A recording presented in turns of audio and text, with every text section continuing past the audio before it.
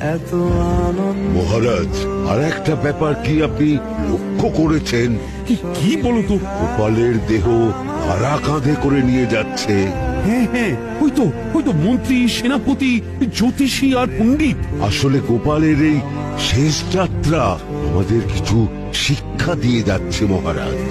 এই যে দেখুন, যারা গোপালকে সহ্য করতে পারত না, এখন এখন তাদেরই কাঁধে গোপাল যাচ্ছে।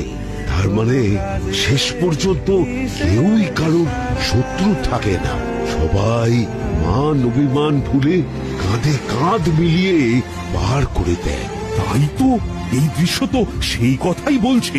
আর ওই যে মোহর আর অলংকার ছড়িয়ে যাচ্ছে, সেটাও বুঝিয়ে দেয় যে এই অর্থ, সমৃদ্ধি সবই ফেলে একসময় চলে যেতে হবে। কি ভীষণ সত্যি। দুটো খালি হাতও বুঝিয়ে দিচ্ছে খালি হাতেই আমরা সংসারে এসেছিলাম।